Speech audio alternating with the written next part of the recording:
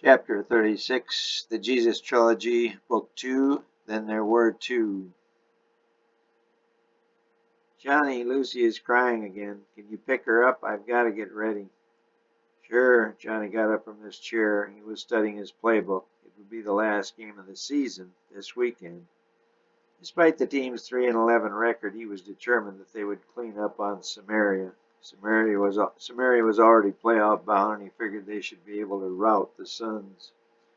I think there's something wrong with Lucy. She's always crying. She must have some disease. I think I'll take her to see Dr. Luke one of these first days. She wants more attention like her mother, Diana said. I told you you're too fat yet. Get rid of that tummy and those awful stretch marks, then we'll have fun again. Besides, Dr. Luke said no sex for 2 months. They had been over this ground before, but it still hurt Diana's feelings that Johnny didn't like her looks. There are other ways to have sex, you know, she said. Yeah, but you know, one thing always leads to another. You just aren't attracted to me. I'll never look good again. No, he said, that's not true. You'll be beautiful again. Each word cut deeper, but she bit her lip and kept dressing herself. Johnny picked up little Lucy, and she immediately became quiet. He walked her back and forth in the room. She was so precious. He had wanted a son, the first of a football team, but when little Lucy was born, his heart melted. She weighed only 3 pounds at birth, and Diana nearly died from hemorrhage. But now both were doing well. Therese was keeping Johnny satisfied sexually, so much so that he didn't even want to start up with Diana. So he kept putting her off. In fact, there was no intimacy at all, not even kissing, except a peck here and there just for show. He hadn't resolved the question of what to do with the Charisse situation, but he hadn't needed to yet. He would just take things as they came. After the season, he would do some work on it. Right now, he was more than busy taking care of his 4 women, as he liked to think of them. Diana, his wife, Lucy, his daughter, Charisse, his lover, and Elizabeth, his bedridden mother. It was his harem, if you will. His mother's hip had not healed, nor had her mental confusion improved. Diana did most of her care, but on occasion Johnny would stay with her if she had to go out. Tonight was one of those nights. The baby shower was to be at the East Hills Supper Club. Johnny had put up the money, and Gentile was to be the coordinator. Everyone who was anyone was going to be there. Players and coaches' wives, wives of city officials, and even Mary, Jesus' wife, had come home for the event. As Diane entered the door of the club, everyone stood to greet her. She had been told to come at 7:30, but everyone else had been told 7, so all were there. Diana blinked and even got a little woozy when everybody called out congratulations to her, but she quickly recovered. The local artist was there to record the event in drawings. Diana wasn't sure she wanted pictures done, but a feeling of happiness came over her that she had not experienced in many months. Despite her troubled home life, there were a lot of people who cared about her. Maybe they all had troubles too, she mused. She would be right. First item on the agenda was food. Johnny had spared no expense. The main course was fettuccine alfredo topped with breast of chicken. This was a new Roman dish Johnny had tried with Charisse in the Via Veneto restaurant down in Jerusalem on one of the team's road trips. The whole team knew of Johnny and Charisse's relationship, but it was kept quiet. Johnny was not the only one leading a complex lifestyle. After every game, many young ladies would throw themselves at the players. It was comical at times, but as women have the real power in the world, most of them got their man. Sure is good food, Gentile, Dorian said. I love this Roman dish, Gentile said.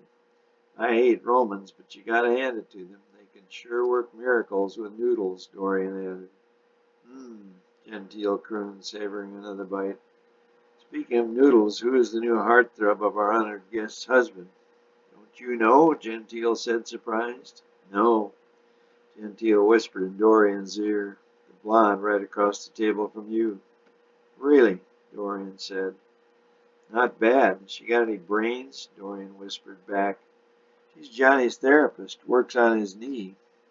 I bet, Dorian said aloud. She then leaned across the table, interrupting Cherie's conversation with one of the coach's wives. Hi, I'm Dorian, Barabbas' wife. I understand you work on Johnny. Cherise politely reached across the table and politely shook her hand. Cherise, I'm Johnny's therapist, she answered, maintaining her composure. Lefty, my husband, used to play with Johnny. He was one of the four horsemen, the quarterback. I'm sorry, I guess Johnny never mentioned him. What was his name again? Cherise said. She and Dorian both knew that Cherise knew Barabbas. Barabbas, Dorian answered with a straight but slightly crimson face.